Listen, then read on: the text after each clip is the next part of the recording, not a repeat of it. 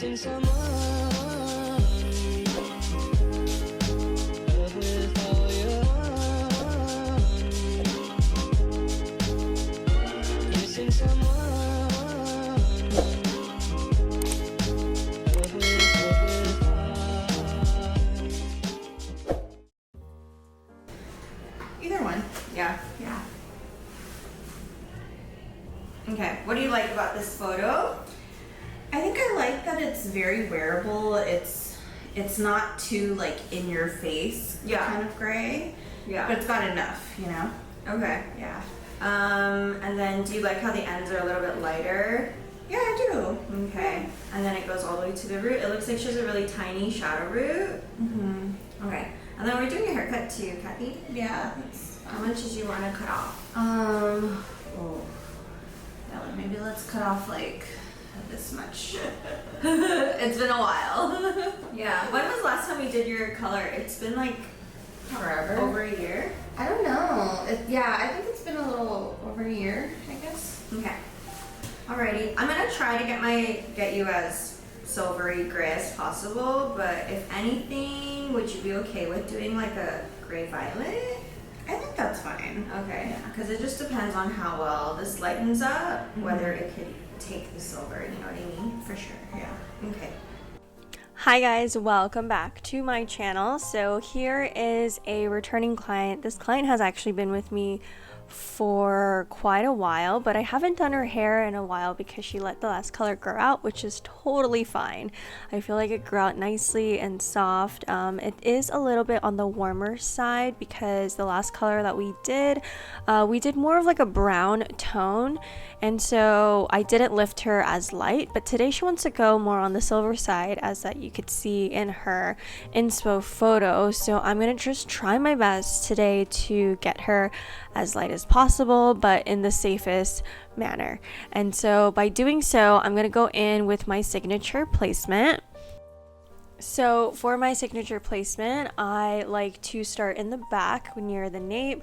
I will do a few foils around the hairline to kind of just make sure that these areas are nice and light, because these areas are essentially part of the end parts of the front face framing pieces of the money piece. So I want to make sure that those pieces are nice and blended and light, and not leaving them behind, because otherwise she'd have like a black hole when she brings her hair forward in front of her shoulders. And then I'm going to go straight in and dive into my slicing placement to try and get her as light as possible. So for this transformation, I will be using the Danger Jones bleach, and I mixed up a bowl of 5 volume and 20 volume to kind of dilute that 20 volume. And then the rest of the head, I'm just going to dive in and just use 20 volume for the rest.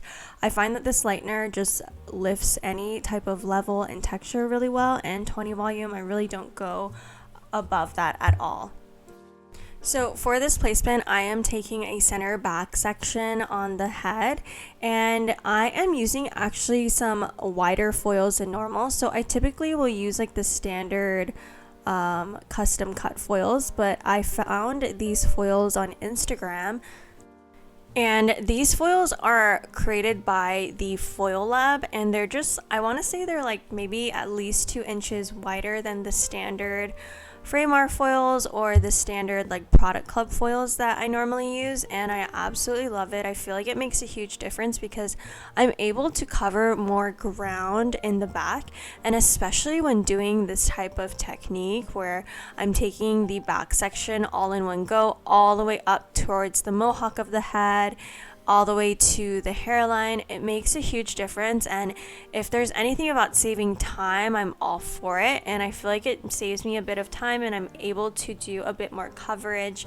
with each foil. And honestly, it just makes it a lot easier too and convenient when I'm applying. I don't have to worry about having too much product on each foil, because the foil is literally so wide that I don't need to worry about the product if I oversaturate it like spilling out on the edges, because this foil is just so wide. I will say it is a little bit pricier than the normal standard foil that you could cut, but for the convenience and the amount of speed I'm able to get through the head with these foils. I think it's worth it, and I just love their prints too. So I try to use these foils wherever I really need them, like in the mohawk section, and then the rest of the head where I can use a smaller foil or like just like a regular standard foil, then I'll just switch it up. But I like having the option to have like a wider custom cut foil for a full application like this. It just makes my life so much easier, and I really don't have to worry about the product or like having too much product slipping out through the ends of the foils when using these wide ones.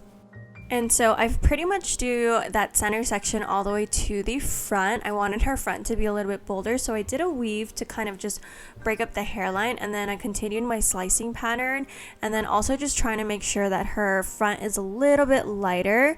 So I am doing some, I did a weave, and now I'm doing a slice on the side to kind of connect the whole money piece.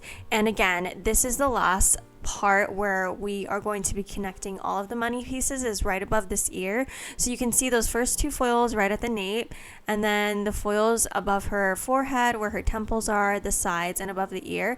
Those foils all connect, and they need to connect in order to have a really cohesive money piece or face framing color placement. So I find that doing this is really important so that you don't have any weird black holes in any of your highlight placements.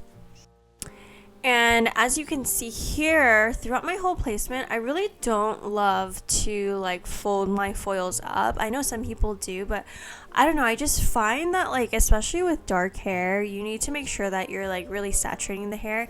And even though sometimes you can feel like you're really getting a good saturation, sometimes when you fold the foil, I find that it can sometimes create an uneven lift. So to avoid that, or to just take a little bit more precaution, I just like to lay my foils flat and then just kind of like fold the ends of it to kind of get that lock in so that they don't like slip or anything like that. I just find that I don't have to worry about it as much, because there are times where I have folded my foils in the past, and sometimes I just have to go back in and resaturate. But if I am laying the hair flat and not really folding the foil where I've placed a lot of heavy saturation of lightener, it just gives me peace of mind to where I don't have to worry too much. So after I do my full root placement, now I'm going in and picking out some dark pieces to kind of do some tip outs. And if you've seen my last video, I absolutely love doing tip outs on all my clients now. I feel like it is such a game changer, even if it's just like one or two in the front. And I like to lift the hair, I like to tease it, weave it, and then over direct it to the front and just kind of feather up, and it just makes such a huge difference. And I feel like just adding like at least a few, even in the money piece section of your color, just makes a huge difference. So I am all for taking the extra time to do so, to kind of just elevate your balayage look. So I lifted my client to about a level 9 and 10. Some of her ends, I did try to kind of lighten them up a bit, but I really didn't want to push her hair too much. So that's why in the consultation, I offered to do more of a violety gray in case her ends didn't lighten. And the reason why I always say that is because, like I said before, when she did her last round of highlights, we did more of like a brown tone, meaning I lifted her to about a level 9, but then I darkened it with some, probably like a level 7 to kind of give her that brown tone. But I lifted her to a level 9 so that it fades out nicely. But essentially what that does is it's darkening hair that is already light. And when you do that, it makes it a little bit harder to kind of get those pieces blonde again.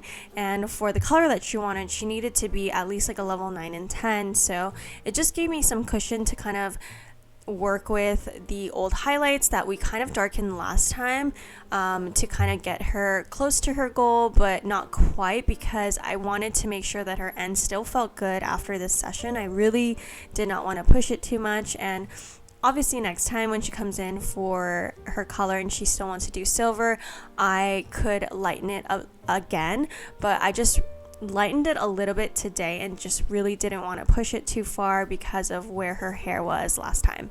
So for her toner, I used a root that was like a level 6 ash, and then we did that violety gray. And I feel like that really helped with toning out a lot of the yellow and making it a little bit more neutral. It's so nice and fluffy. Yay! Yeah, it's got more like body. Yeah, feel better? Yeah.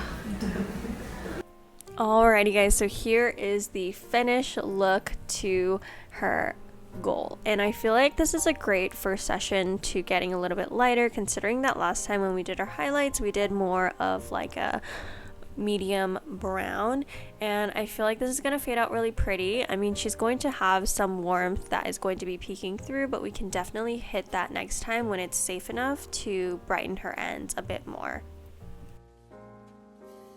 Okay guys, that is it for this week's episode. Thank you guys so much for watching and tuning in, and as always, I will talk to you guys next week.